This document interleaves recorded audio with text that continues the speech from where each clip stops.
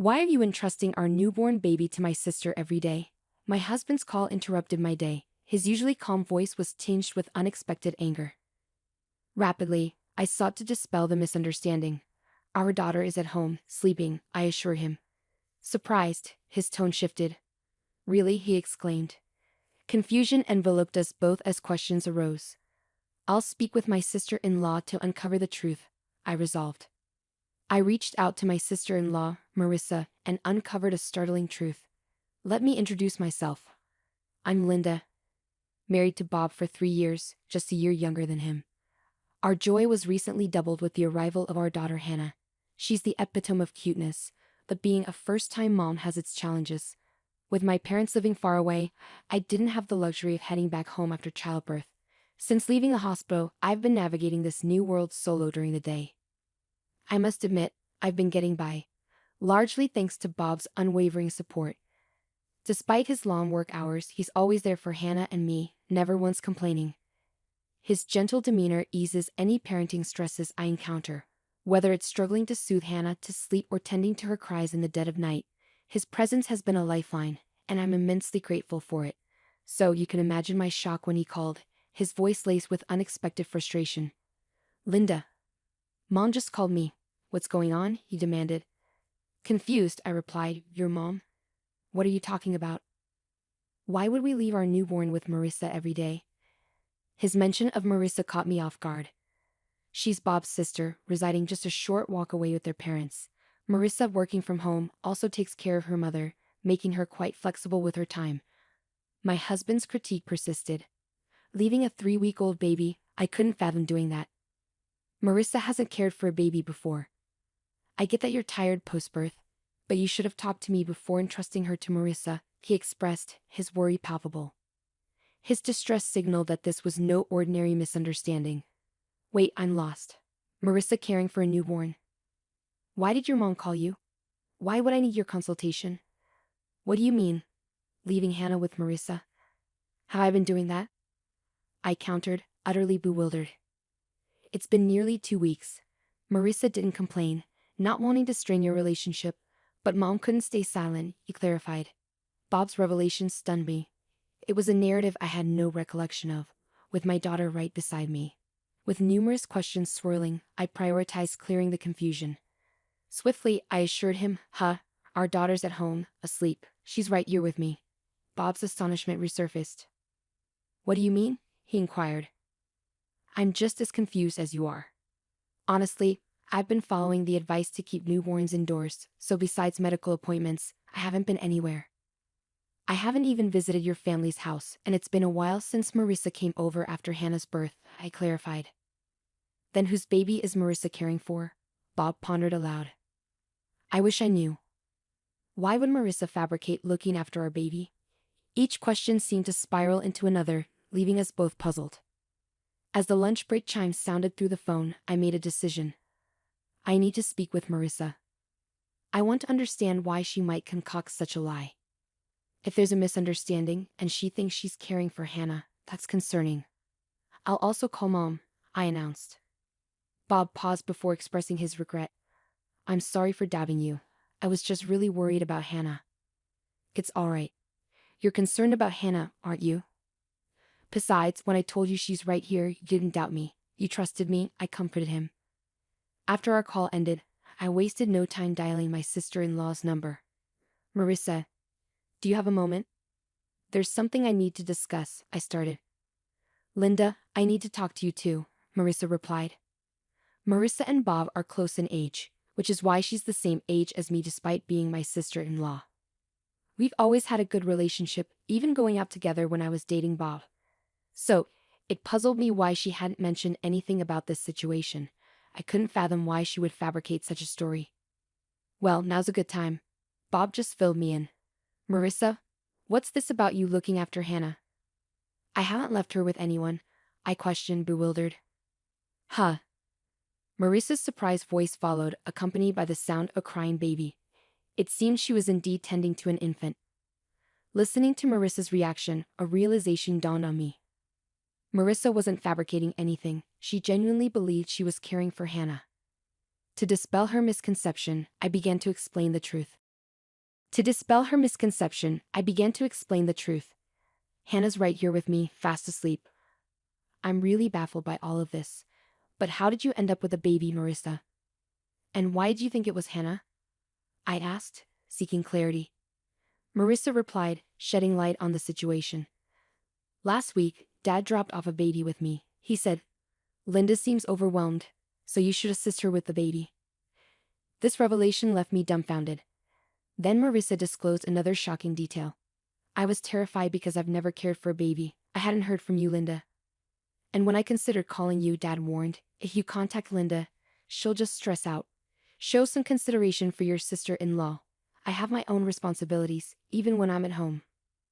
It appeared that my father-in-law's deceit initiated this chaos, but the identity of the child Marissa was caring for remained unclear. Thinking that confronting my father-in-law directly might resolve the confusion, I inquired if he was home. Unfortunately, he's out at the moment. Lately, he returns home late in the evening, takes the child Marissa's been tending to, claiming he'll return her to Linda, then leaves again. He usually returns in about 20 to 30 minutes, Marissa explained. Frustrated by my father-in-law's manipulation involving my daughter and me, I felt compelled to address the situation head-on. I understand. I'll discuss this with Bob, but we might visit tonight, I decided before ending the call. I promptly emailed my husband, detailing what I learned from his sister. We should ask Dad directly, came the suggestion. So when Bob returned home, we made our way to my in-laws. Along the journey, Bob recounted his conversation with his mother. Mom was also quite upset to discover that the child she thought was her grandchild wasn't. That's a significant shock, isn't it? I didn't envision Hannah's first family gathering unfolding like this. It's quite a complicated situation, he elaborated. Due to her back issues, his mother hadn't met our daughter yet. I had hoped to introduce Hannah to her once she was ready to venture out after a month. But now, I found myself disheartened that our introduction had to occur amidst such turmoil. Upon reaching my in-laws' home, we found my mother-in-law and sister-in-law both appearing bewildered as we entered. Marissa spoke up. Bob, Linda, Dad mentioned he would return the child we've been caring for, but he hasn't returned yet. Understanding the situation, Bob intervened. I see, Mom. Despite the confusion, this is our daughter Hannah. With that, I brought Hannah closer to my mother-in-law. Upon laying eyes on Hannah, my mother-in-law's expression softened. She's absolutely adorable. She bears a striking resemblance to Bob when he was a baby. I'm thrilled to finally meet her, and Linda, you've done remarkably well. I'm sorry you've been entangled in all of this, she expressed with sincerity. It's all right. I'm just as perplexed as everyone else, I responded. Just as I spoke, Marissa chimed in. I'm baffled too.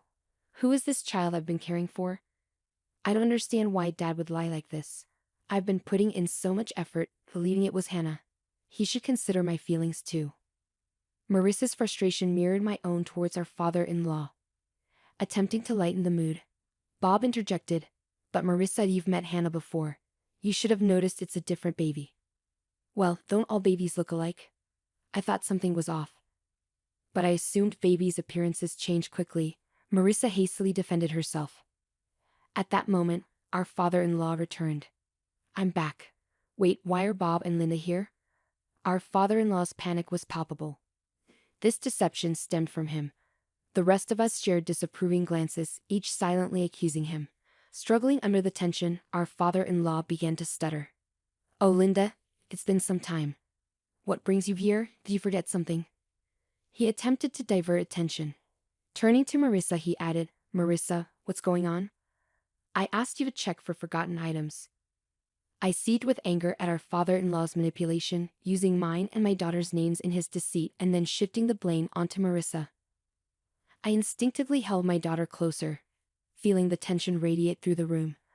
Both my husband and sister-in-law shared the same sentiment, their fists clenched in frustration.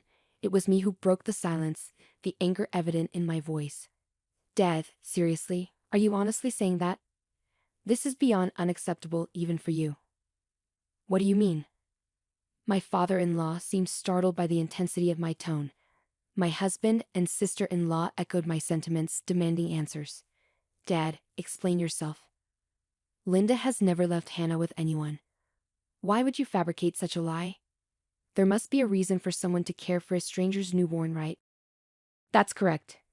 You manipulated me into caring for a child. Who is this baby? I'm terrified, even if it's my nephew's, let alone a stranger's. I won't tolerate it anymore, Marissa interjected with rapid-fire conviction. My father-in-law was speechless, while the three of us continued to glare at him, demanding the truth. However, my mother-in-law's reaction was different. She turned pale, murmuring, "No, it can't be. You're not still involved with her?" Her words left my husband, sister-in-law, and me stunned. My father-in-law began to sweat, feigning innocence. What? What are you talking about? He stuttered, attempting to deflect. But my typically calm husband had reached his limit. Dad, enough with the act. You've been playing dumb all along. Do you think you can deceive us? We know you've been lying about everything. Just come clean. Wait, Bob, please calm down. I attempted to intervene, but my husband persisted. Dad, you've been manipulating Linda and Hannah to cover up your deceit, and you owe Marissa an apology. Caring for a newborn is a monumental responsibility, even if it's your own child.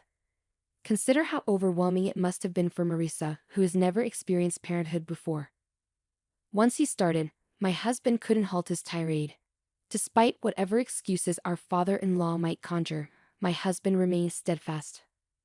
Perhaps realizing he couldn't evade the truth any longer, my father-in-law spoke softly, and then he confessed to the unbelievable truth. That child is mine. At his admission, my husband's momentum dissipated, his mouth hanging agape in disbelief. Marissa and I were equally stunned into silence. It was my mother-in-law who shattered the quiet. Her voice quivered, tears brimming in her eyes. I knew it. You're still involved with her. I was foolish to forgive you before. Involved with her? My husband queried, puzzled. In response, our father-in-law's complexion paled even further. Ignoring him, my mother-in-law continued, he had an affair.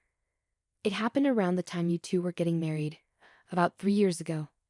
He promised me he'd never do it again, and I forgave him. But now, that's why I thought Hannah bore a resemblance to Bob. She's his flesh and blood after all. I thought she was my true grandchild. Unable to contain her emotions any longer, my mother-in-law broke into tears. Witnessing her distress only fueled my anger towards my father-in-law. My husband regained his composure, unleashing his wrath upon our father-in-law. You're despicable, Dad. You not only deceived us but betrayed Mom twice. How could you stoop so low? I can't fathom that someone like you is our father.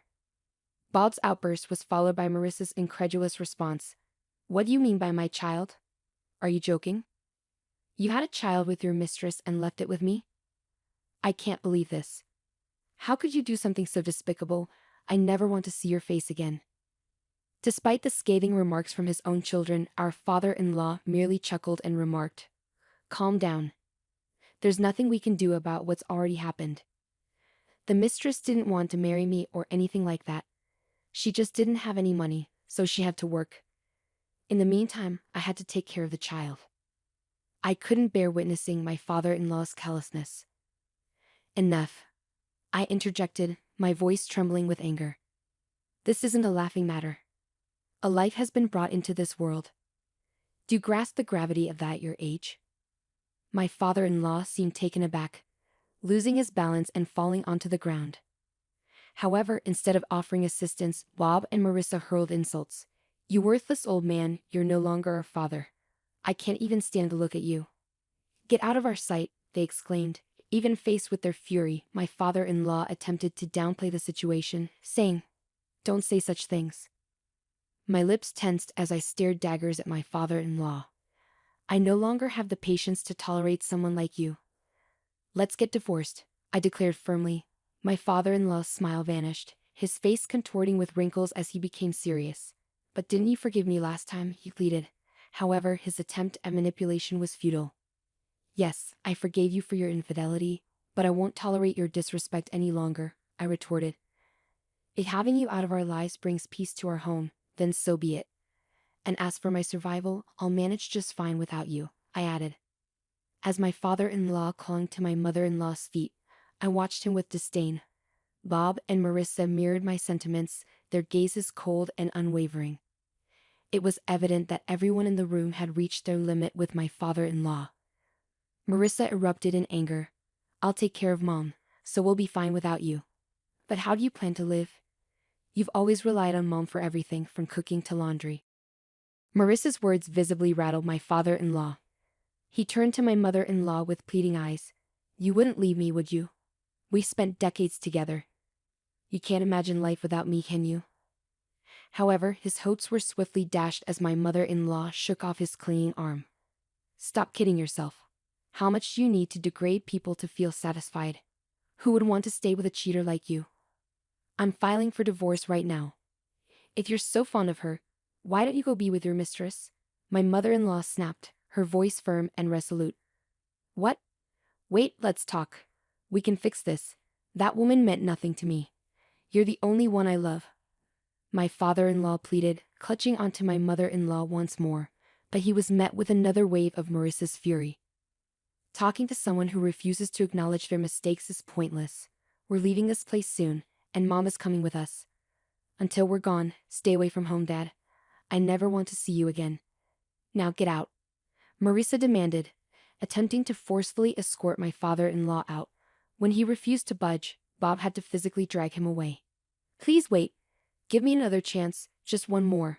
My father-in-law pleaded until the very end, but his pleas fell on deaf ears as nobody paid him any attention. As Marissa had foreseen, my father-in-law's life spiraled into chaos.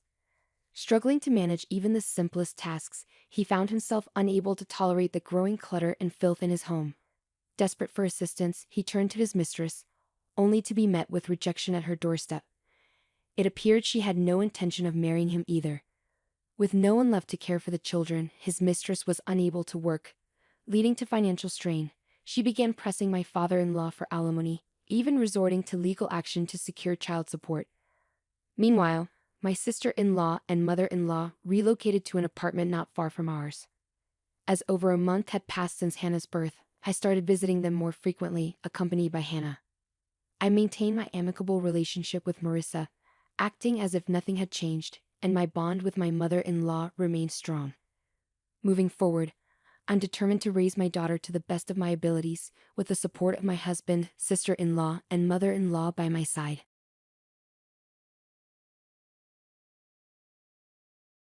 You think you can just accuse me of cheating while I was away on business and demand a divorce? My husband, Jackson, bellowed through the phone. It should have been a jolting moment, but I knew better. This was just his attempt at stirring up drama. I already sold it. And you know what? I could practically feel his emotions quivering on the other end. Did he honestly believe I wouldn't see through his little charade? His naivety was almost comical. As his accusations continued to ricochet off my resolve, I found myself teetering between anger and amusement. Yet, amidst it all, a sense of empowerment began to emerge. This wasn't just a spat. This was a turning point. This was the moment I decided to take control. I chuckled inwardly at his feeble attempt to manipulate me. And then, as if the universe had aligned, a realization dawned on me. It was my turn to play. I'm Olivia, a 28-year-old working mom. Though I've held a steady job at a college store since I graduated from junior college at 20, Jackson's career trajectory has been less than stable. He's 2 years older, but when we first met 3 years ago, he was bouncing between jobs or sometimes doing nothing at all. He proposed to me hastily, but I set a condition. He needed to secure a stable job. I wasn't about to embark on a marriage without considering our future. Okay, but there's a condition, I asserted firmly, watching Jackson's expression shift to one of concern. What is it? He asked cautiously. You need to find a stable job. Otherwise, marriage is out of the question. We need to think about our future. He attempted to brush it off with a casual remark. Oh, don't worry, you're working, so there's no rush, right? But my parents would be concerned if I married without a job. I'll find one before we tie the knot, he promised, sensing the seriousness in my tone. Reluctantly, Jackson embarked on his job search journey. Eventually, he secured an office position at a construction company, and we moved forward with our plans to wed. At the time, I saw Jackson as somewhat careless with money and work, but I believed our partnership could balance each other out. I thought I could guide him towards financial responsibility, and he would complement my strengths. Little did I know, our challenges were just beginning. About a year into our marriage, as we were exploring the idea of buying a house, Jackson revealed a troubling obstacle. I might not qualify for a loan, he confessed casually. I was taken aback. What do you mean? I pressed for an explanation. He shrugged. Because I haven't been at my job long enough, I might need a guarantor for the loan. The only option would be my dad, but he's dealing with some serious gambling debts. He probably wouldn't be able to help. Why didn't you tell me this earlier? I was dumbfounded, especially with the contract and the real estate agent right in front of us. But Jackson, appearing unfazed, nonchalantly remarked, "If we put the house in your name, it'll be fine, right? You've been at your job forever, so you can secure the loan. We'll both contribute to paying it off. It's just a formality." That's beside the point. Why didn't you bring this up before? This is significant for me too. I'm not even prepared with the paperwork, I retorted, frustration bubbling beneath the surface. Though he offered an apology, his contrition felt superficial, lacking sincerity. Despite my urge to protest further, faced with the already arranged contract and the presence of the agent, I decided against escalating the situation. Reluctantly, I hastily gathered the necessary documents, such as my income statement, for the loan application, and impulsively finalized the purchase under my name. Doubt not at me. Could I truly envision a future with this man? Perhaps I should have simply asserted, "Then we won't proceed," instead of hastily preparing the paperwork. My anxiety heightened with the looming issue of my in-laws. "The other day, I had a conversation with Dad," Jackson began. "He mentioned he might lose the house due to the debt I mentioned earlier, so he's considering moving in with us. Is that all right?" "What? Why would you even entertain that idea?" I reacted swiftly, but Jackson merely shrugged it off. "Well, he's facing difficulties. My brother is single, but he's working abroad. I'm the only one Dad can turn to. Shouldn't we seriously discuss this? Maybe he can stay temporarily until he finds a place, but committing to living with us permanently is a major decision." Jackson scowled. "You just don't want him to stay, do you? If he moves in, we can divide the living expenses. You're always going on about money." "You mean the money you never contribute? You promised we'd split the mortgage, but it's only coming out of my paycheck. You haven't given your share. In marriage, finances are shared. It's not just your money, it's ours. It's deducted from your account because the house is in your name. Stop being so self-centered," I exclaimed, frustration evident in my tone. But Jackson simply muttered, "I hate discussing money," before storming out of the room. Such disputes became a regular occurrence. Every time, Jackson would brush off my concerns and eventually retreat. No resolution was ever reached. However, Jackson wasn't entirely inactive regarding his family's predicament. As part of his role in construction site administration, he frequently dealt with real estate contracts. He often consulted a specific agency on how to secure the best price for selling his family's home and the necessary procedures involved. I overheard these discussions repeatedly, finding solace in the fact that I wasn't alone in contemplating this matter.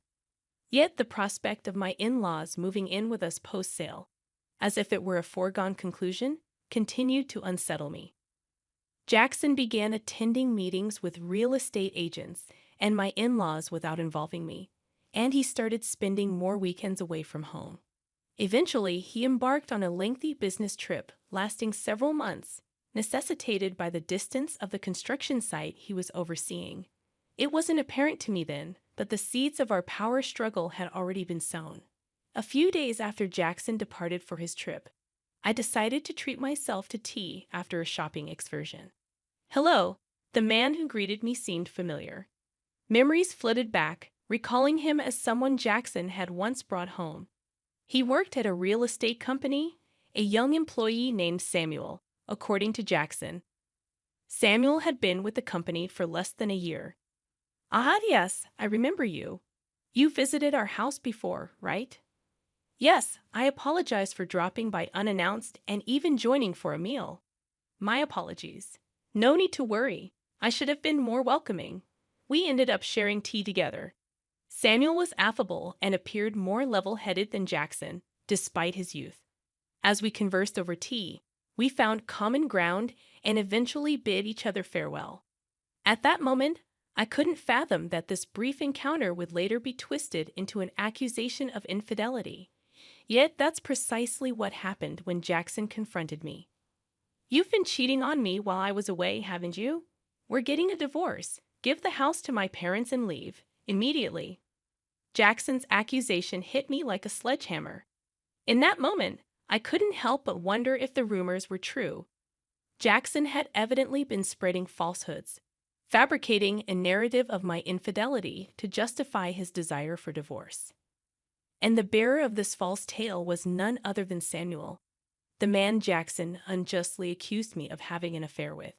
He showed up at my doorstep the day after our tea. "I apologize for the sudden visit yesterday. Jackson asked me to reach out to you," Samuel confessed as he stood at my doorway.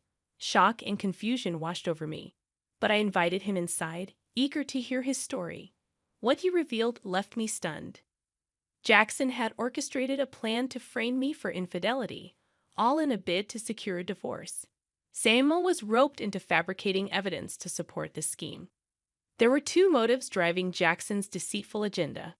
Firstly, he coveted our house, fearing the potential loss of his parents-in-law's property. Jackson saw cohabiting with his parents as the easiest solution, but my resistance to the idea led him to devise a plan to oust me and claim the property. Secondly, Jackson was involved in an affair of his own, spending weekends with his mistress while pretending to discuss matters with my parents-in-law. His infatuation with her led him to view me, his wife, as an impediment. By framing me for infidelity, he hoped to secure both the house and compensation in the divorce settlement. Despite my perception of Jackson's lack of astuteness, his cunning nature in orchestrating such a devious plan was truly despicable. As I muttered my disdain, Samuel offered his apologies. However, I had no intention of aiding Jackson in his malicious scheme. I feigned cooperation, all the while plotting to turn the tables on him. Samuel, leveraging his expertise in real estate, offered various suggestions. Eventually, he proposed a daring move. "You should sell the house while Jackson is away on his trip." And so, when Jackson returned, bewildered by the news of the sale, I delivered the final blow.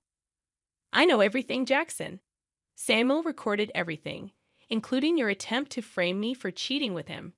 If we proceed with divorce, I can claim alimony and take you to court," I declared, relishing the shock that registered on Jackson's face. Why?" he stammered, but I wasn't finished. I had one last card to play.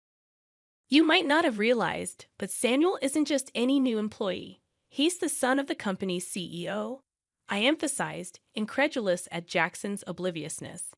"Didn't you notice Samuel shares the same last name as the CEO? How did that escape your notice?" I pressed, my frustration mounting. "Well, Samuel's last name isn't exactly uncommon," Jackson attempted to rationalize. "Are you serious right now?" I couldn't believe his lack of awareness. "Yes, I'm serious," Jackson replied, his shock palpable. The realization dawned on him slowly. Samuel's company was one of Jackson's most crucial clients, and they had played a significant role in handling his family's property matters. If news of this deceit reached the CEO, Jackson would undoubtedly find himself in hot water. In fact, Samuel had likely already reported the situation. "Look, fine, I'll check it out. But if you're lying, I'll figure it out." Jackson relented before abruptly ending the call. It didn't take long for him to realize the gravity of his actions. Subsequently, the real estate company owned by Samuel's father refused to engage in any business dealings with Jackson or offer him advice regarding his family property. With my house sold, Jackson had no option but to return to his family home following his business trip. Fortunately, Samuel had assisted me in finding an affordable apartment, so I encountered no difficulties. As I initiated the divorce proceedings, Jackson persisted in reaching out to me. "I'm sorry, Olivia. Please forgive me, he pleaded. It's too late for apologies now. You tried to manipulate me using someone else. Why should I believe anything you say? I countered. Don't say that. After our divorce, you can be with that other woman, right? That's what you wanted, isn't it? He suggested, attempting to deflect blame. Yeah, she had someone else she liked and dumped me. What a sorry tale. But just because of that, don't expect me to change my mind and come running back to you. I muttered as I ended the call with a heavy sigh. Despite not disclosing my current address to him in hopes of keeping him at bay, Jackson's incessant calls persisted. Each time he pleaded, "Please don't leave me. I'll change. I'll be a better husband." Yet I was weary of his hollow promises. Once the divorce is finalized, I'll delete his number, block him on WhatsApp, and sever ties completely. To make matters worse, even my mother-in-law reached out, begging, "Please, Olivia, we'll be lost without you. It's not me you wanted, it's the house, right?" But there's no house left, I reminded her. It wasn't just about the house. We're not that heartless. Come back, and you'll understand, she implored. You wanted the money, didn't you? I shot back, frustration seeping into my voice. That's not true. You're being unfair. You attempted to coerce me into living with you, and when I refused, Jackson resorted to deceit to gain leverage in the divorce. I can't trust someone who resorts to such tactics, I asserted firmly. It's obvious you're only interested in money. I continued to rebuff their pleas. Then my father-in-law called, his tone dripping with arrogance. Isn't it your duty as a daughter-in-law to assist my wife a little? Are you seriously refusing? Isn't all of this a consequence of the debts you've accumulated? I countered, my resolve unwavering. In response, his voice on the phone grew so loud that it hurt my ears. You heartless woman. Abandoning your mother-in-law in her time of need and shifting blame onto her. I'll teach you a lesson, you wicked woman. With that, I ended the call, shaken but determined. Armed with the recorded audio, I sought counsel from my lawyer. As it transpired, my father-in-law's words constituted a threat. Armed with this evidence, I informed Jackson that I'd pursue legal action if he didn't agree to the divorce. In a panic, Jackson reluctantly consented to the divorce. Finally, I was free from the clutches of that outrageous family. After the divorce, Jackson's reputation at work suffered, leading to a loss of trust and diminished responsibilities. Additionally, the unresolved debt forced him to sell his family home at a steep discount.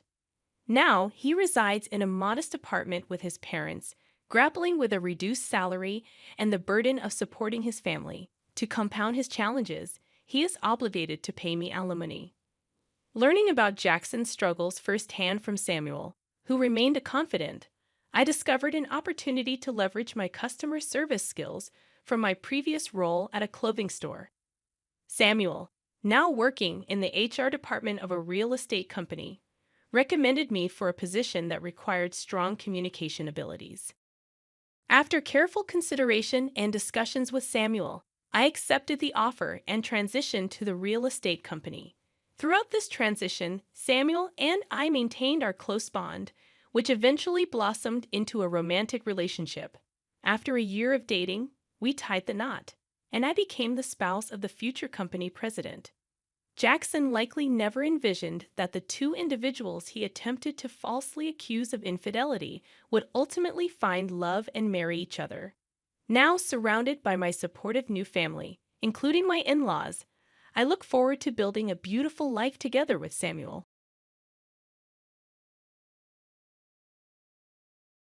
Our family consists of 4 members, including our parents. Emily takes after our mom in terms of personality. She's friendly but can be a bit lazy at times. She enjoys teasing my dad and me, as we are more sincere individuals. When we were kids, our mom, who shares a similar temperament with Emily, had a soft spot for her. It was pretty clear that she favored Emily over me. Whenever she hung out with friends, it was always Emily who got to go, leaving me behind because, according to her, it's embarrassing to introduce plain and quiet Ashley to her friends. On the flip side, Mom was really proud of Emily, who was outgoing and well-liked whenever they went out. Despite having a mom and sister like that, the reason I could stay positive was because of my dad. He appreciated my sincerity and loved both Emily and me equally. I cherished my dad's fair approach. Even as an adult, my mom's treatment of me didn't change much. Thankfully, my dad's presence kept our family balanced and stable. However, when my father retired at the age of 65, a mishap occurred at home. He stumbled over a small step, resulting in a broken bone. Despite his efforts with surgery and rehabilitation, his aging muscles didn't bounce back easily. As he spent more time confined to bed and in need of care, my mother and Emily grew colder towards him. "Hey, Mom, what do you think about this?" "Yeah, it looks good. The food seems delicious too. Maybe we should go with this one." While glancing at a guidebook, my mother and Emily excitedly discussed their plans. When I inquired about their conversation, my mother replied with a hint of irritation. They were organizing a family trip, but considering Dad's mobility challenges, I pointed out that traveling might be tough for him. In response to my comment, Emily said with a smile, "Well, we're not planning to bring him in the first place. We intend to leave him at home. That's cruel. It would be tough for him if he's left alone. If Dad's not coming, I'll stay home with him," I declared. After expressing this, my mother and Emily exchanged smiles. Following that, my mother stated, "That's fine too. If that's the case, Emily and I will just go by ourselves. Whether you two come or not is up to you. But since it's a family trip, we'll be using money from Dad's bank account." A quick look at the guidebook revealed they had chosen a room meant for only 2 people. It was evident they never intended to bring my father or me along. Following that, my mother and Emily frequently ventured out on their own, staying at upscale inns and dining at renowned restaurants. It felt as if neither my father nor I existed in the house. I observed their actions from a distance, working diligently to complete my tasks quickly to attend to my father. When I couldn't manage everything alone, I sought assistance from care services for tasks like bathing and accompanying my father on short walks around the neighborhood. On days when I had to work late, I asked my mother and Emily to look after my father. However, they avoided the responsibility. "Ashley, I came to help with the bath, but is there no one at home today?" Upon receiving a notification from the care service staff, I promptly called my mother and Emily. Despite informing them of the staff's visit in advance, they had left my father alone and gone out. When they finally returned home, I confronted them, but there was no apology. The staff are professionals, right? It's okay even if we aren't there. Dad is an adult. He'll be fine being left alone. We don't want our time taken up caring for him like you. It seemed they genuinely believed they were doing nothing wrong. Realizing I couldn't rely on them, I decided that taking care of my father was my responsibility. I juggled work and caregiving. The daily grind was far from easy, especially since neither my mother nor Emily showed any concern or understanding. As the days passed, my father's condition worsened. He spent more time seated than walking and ate much less. Approaching the 9th year of caring for my father, I grew worried about his frail appearance. When I took him to the hospital, a shocking diagnosis awaited me. "Your father has advanced cancer. It can't be." Realizing that our time with him might be limited, I was determined to support him in his final days. I made the difficult decision to quit my job and become his full-time caregiver. I knew I had to share this with my mother and Emily. Their reactions were quite unexpected. When I told them about his condition, my mother remarked, "Really? He never drank or smoked. It's unfortunate that such a sincere person ended up with cancer." Emily, looking stunned, said, "I can't believe you give up your job to take care of Dad. I'd never make that choice." I expected them to be concerned about him, but there was no sign of it. Their indifference surprised me, as if it was someone else's problem. In the end, they only visited him briefly in the hospital and never made a proper visit. I provided daily support during his chemotherapy treatments. Despite our efforts, the cancer continued to progress, and 6 months later he passed away. The days following the diagnosis were a blur. Upon learning of his death, my mother and Emily had a private discussion and left me to organize the funeral alone. Then they disappeared somewhere. I didn't even have the time to mourn my father, as I had to handle the funeral arrangements alone. As the funeral commenced, my mother took the stage to deliver the chief mourner's speech, despite not having contributed much. She put on a public face, irritating me, but the funeral proceeded smoothly. Exhausted as I returned home, my mother and Emily, who had already arrived, invited me to the living room, claiming they had something to discuss. Without considering my fatigue, my mother abruptly announced, "Regarding your father's inheritance, Emily and I will inherit this house and all other assets." Honestly, I wasn't in the mood to discuss inheritance on the very day my father passed away. However, Emily chimed in, "We even have a proper will. Look." She proudly presented a document and began to explain, "Right after Dad was admitted to the hospital, Mom and I visited him and had him sign this. It states that you won't inherit anything." Dad agreed to it immediately. With a smirk, Emily said, "After all the help you provided, it's so cold, right? Maybe Dad, in the end, preferred me over his two serious elder daughters. That's impossible." Before I could respond, my mother interrupted with an inappropriate grin. "Clearly, Emily is more adorable, though. Your father always stayed home and had no hobbies. He surely saved a lot, right, Mom? Even quit her job because of the inheritance, and I took some time off work to enjoy the inheritance for a while." Without allowing me to say anything, they continued their conversation. My mother then informed me, "You, who have no job, won't get a penny from the inheritance. We plan to enjoy a vacation abroad for a while, so you should leave this place by then." Hurriedly, I countered, "Wait a minute. Do you genuinely believe what you're doing is right?" Without waiting for me to finish, both my mother and Emily firmly responded, "Shut your mouth. It's a waste of time trying to take the inheritance from us. With your father gone, we'll do as we please. Your role here is done. Please leave this house promptly." To think that after all you sacrificed for Dad, this is what you get. There was no need to go to such lengths for such an inept father. It's pointless to regret and think about it now. Upon hearing those words, any remaining bond I felt for my mother and Emily was completely severed. I couldn't forgive them for speaking that way about my beloved father. Holding back what I wanted to say, I calmly told them, "I understand your thoughts. From now on, I can't imagine living together with you two. I'll gladly leave." Despite their initial surprise at my acceptance, the two soon smiled smugly together. "Good to know. Once you leave this house, never rely on us again. Our relationship ends here. Whatever happens to you, we want no part in it. Don't even think of contacting us." Receiving this intense sentiment from my mother, I packed only my essentials and left the house.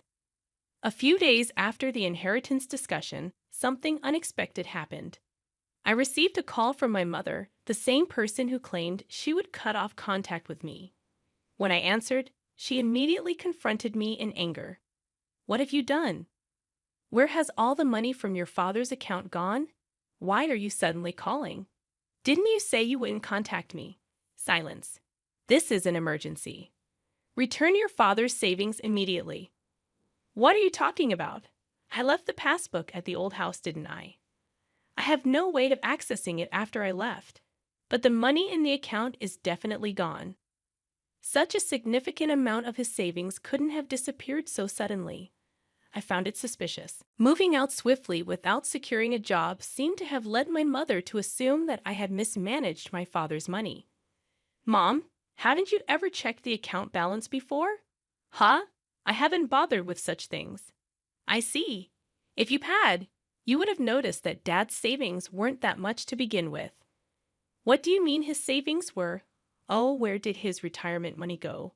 "Oh, we used it for our wedding ceremony and the new house." "Wedding? New house? I have no idea what you're talking about." I had been romantically involved with a man named Sean, who was responsible for the living service for my father. Our relationship started through our mutual care for my father. I informed my father about my relationship with Sean early on in our dating. When Sean proposed, I was overwhelmed with living and work responsibilities and couldn't make a decision. Upon learning the truth, my father said, "Care for yourself more than me. I want you to have a happy marriage," and he cheered me on. Despite my hesitations, he even started assisting with the wedding venue, selecting a new place to live, and looking for a new home. We had reserved a wedding date for the following year and signed a contract for a new apartment that my father liked. All of this occurred 6 months before we discovered his terminal cancer. As a gesture of gratitude, my father covered most of the costs for the wedding and the new apartment. That was the reason for the decrease in the account balance. Hearing the turn of events, my mother's voice trembled. She was clearly shaken. So there wasn't any inheritance for us to inherit in the first place, primarily just the family home. But given its location, we shouldn't expect the high selling price. Emily, having overheard the conversation, anxiously grabbed the phone from my mother.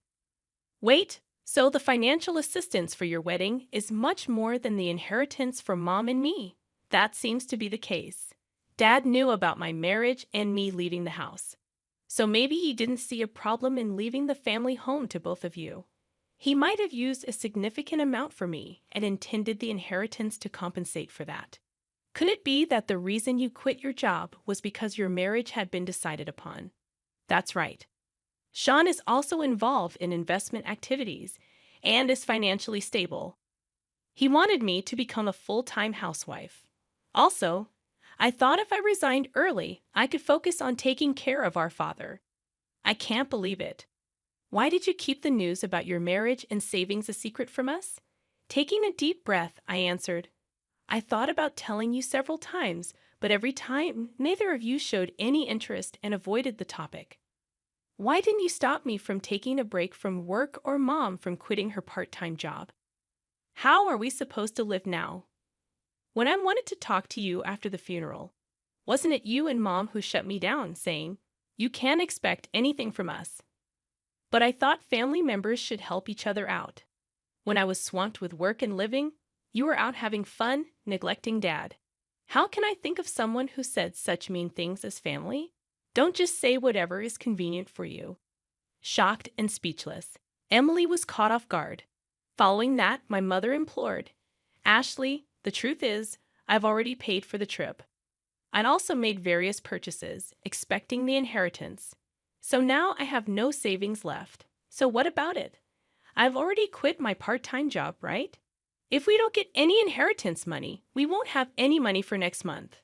So until I find a new job, I hope you can lend us some. When you kicked me out of the family home, didn't you say you'd never come to me again, that our relationship was over, that you wouldn't interfere with whatever happens to me in the future? About that, neither of you ever helped when Dad and I were going through tough times. Now when you're in trouble, you want to rely on me. That's incredibly brazen. But if you don't help us now, what will we do?" Without waiting for my mother to finish, I ended the call and blocked their numbers. I was utterly disgusted by my mother and sister, who only claim to be family when they're in trouble. I decided to distance myself from these two. Later on, I heard from various people that although my mother and Emily had canceled their trip, since it was a last-minute cancellation, they couldn't get a refund. They've been barely scraping by, asking friends and relatives for money. They had to sell their house, but as I expected, they didn't get as much as they hoped. With the initial expenses for a new place and moving costs, they had hardly any money left. Emily returned to work, but because she asked her colleagues for money, her relationships at work became strained. She had planned to leave her job soon after finding a good partner, but because of the situation, that partner as well as other men distanced themselves. Her friends too. My mother tried to find another part-time job, but her previous workplace had already hired someone else, so it was hard for her to return. Due to her age, her job opportunities were limited.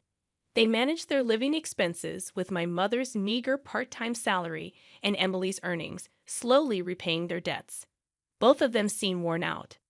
As for me, I was able to have a small wedding at the venue my father chose. The only regret is that my father couldn't be there for my wedding. but I believe he's watching over our happy moments from somewhere. My married life with Sean has been smoother than expected. We're enjoying peaceful and fulfilling days together. I'm eternally grateful to my father for supporting my relationship with Sean and giving me this opportunity. I've had to build a peaceful life with my husband, always remembering my gratitude to my father